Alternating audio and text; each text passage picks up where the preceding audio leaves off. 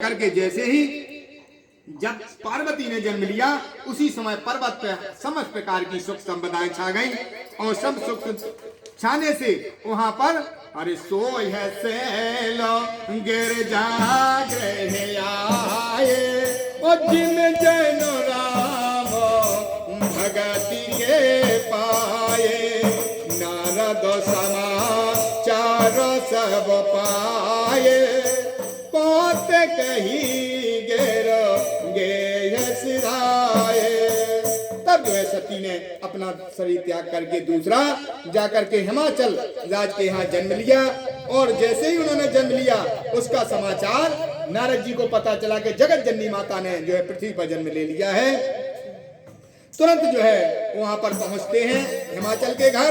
जैसे ही हिमाचल ने देखा कि नारद जी आए हैं तो उन्होंने क्या किया कि नारद सहत मुनि पद से नावा चरण चलल सब भवन सिचावा निज सौभाग बहुत गिरिबरना सुता बोले मेली मुनि चरना।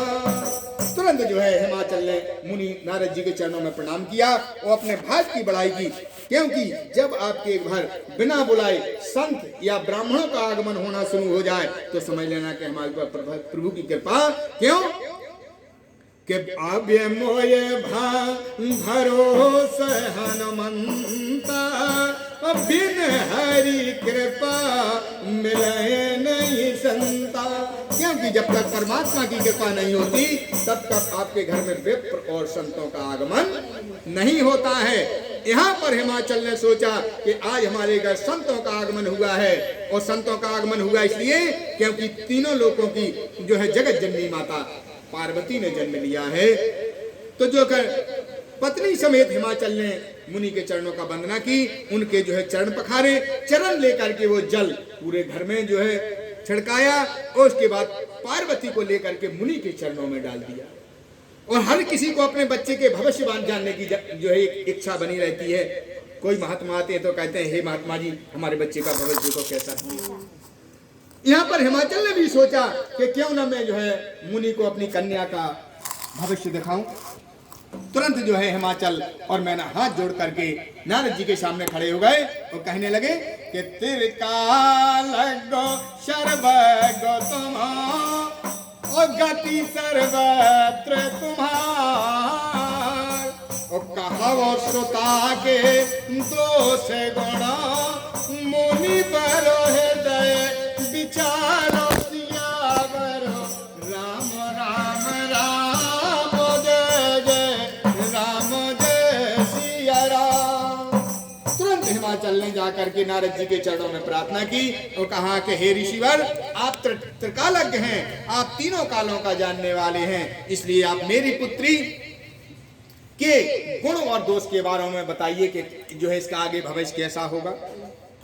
तुरंत जो है जाकर के जैसे ही इस प्रकार हिमाचल की बात नारद जी ने सुनी तो कहे मुनि बेहस गुण मृदबानी ओ सोता तुम्हारे सकल गुण खानी सुंदर सहज सुशील सयानी ओ नाम उमा अंबिका भवानी सब लक्षणों संपन्न तुम्हारी सब लक्षणों संपन्न तुम्हारी हो संतत प्रिय प्यारी।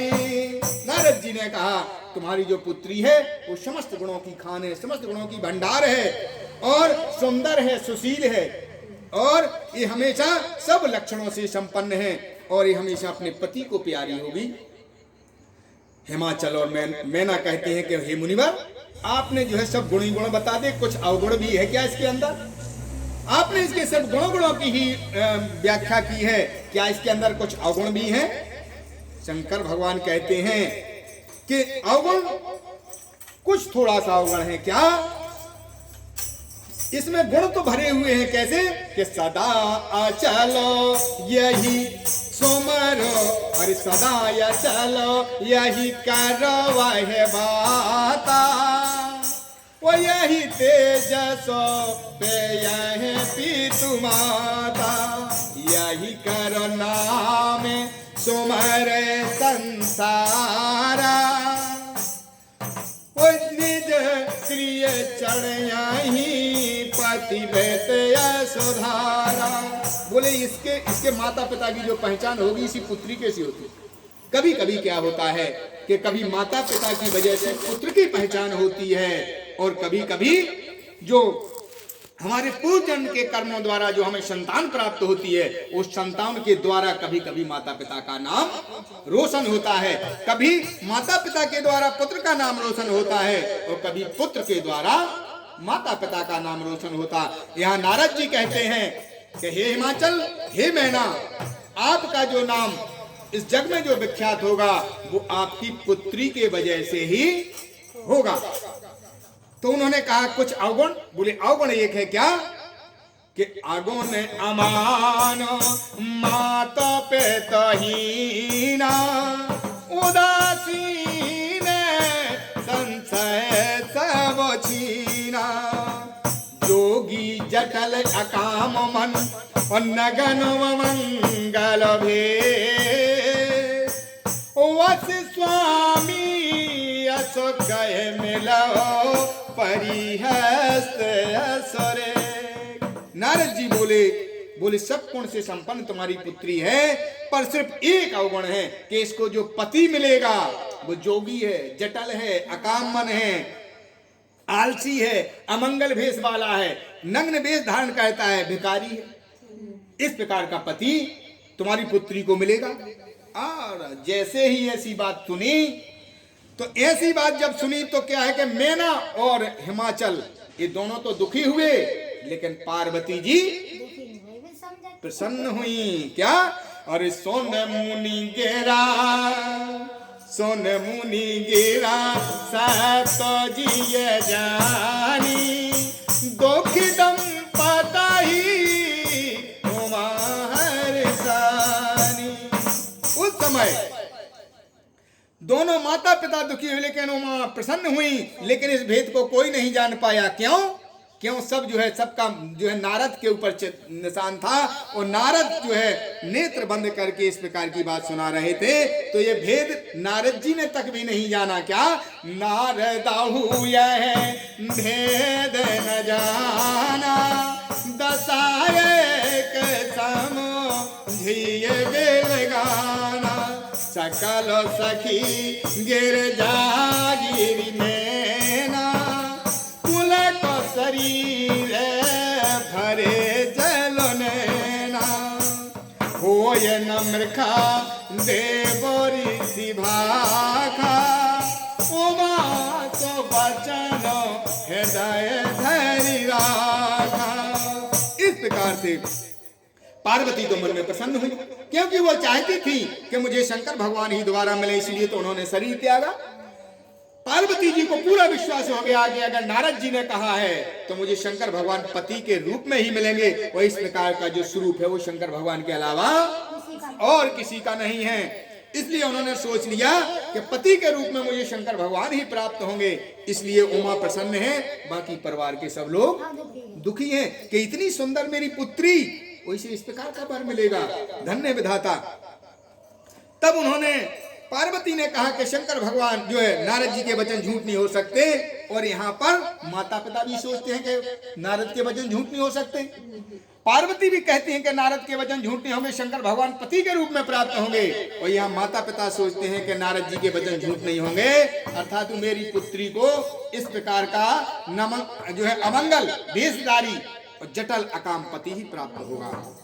तो झूठ न हो देवरी शिवानी, झूठ न हो देवरी शिवानी, सोच ही दंपति सखी सयानी, और धर धीर कहें गिर जाऊं, कहूँ नाथ का कर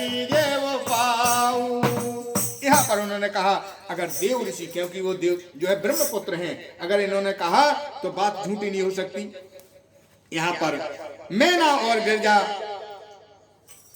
हिमाचल कहते हैं मुनि से, हे मुनि कोई ऐसा उपाय किया जाए। भाई उपाय तो हो सकता, कोई इस प्रकार का जब तक हो, कोई इस प्रकार की पूजा हो ताकि मेरी पुत्री को इस प्रकार का पति ना मिले। हे नारद जी कोई उपाय बताइए, क्या खर्चा लगेगा वो भी बताइए, हम सब करने को तैयार हैं। क्या पूजा करना है, इसका क्या उपाय है, कहो नाथ का करिए उपाय, इसका कोई ना कोई उपाय तो जरूर होगा। हे नारद जी इसका कोई उपाय बताइए, क्योंकि मेरी सुंदर और सुशील कन्या को इस प्रकार का पति प्राप्त ना हो, इसलिए कोई भी जप हो, पूजन हो, तप हो, आप बताएं। और ये भाग्य की रेखा मिटना चाहिए, ये भाग्य की रेखा कटना चाहिए, इसे इस प्रकार का पति नहीं मिलना चाहिए। तब नारद जी ने बड़ा सुंदर जवाब दिया। नारद जी कहते हैं कि कहे मुनीष हेमवंत सुनो, के जो विधि लिखा लीला, ओ देव धनुज नर नाग मुन को न मेटनुहा। नारद जी ने कहा हे हेमंत सुनिए, जो कुछ विधाता ने लिख दिया है उसको देवता, मनुष्य, नाग, पितर, किन्नर, गंधर्व किसी में कोई शक्ति नहीं है कि इसको काट दे।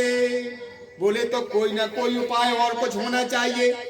उपाय है, क्या उपाय है? उपाय है तदपि एक में कहा पाई हो, ये करे जो देव सहाई, जस बर में बरने हो तुम पाही, मिले हो माए ताही संशय नाही, जे जे बर के 200 बखाने, ते सब से वो पहु मैं अनुमाने, जो विवाह शंकर सन होई, दो सही कौन समो कह सब कोई।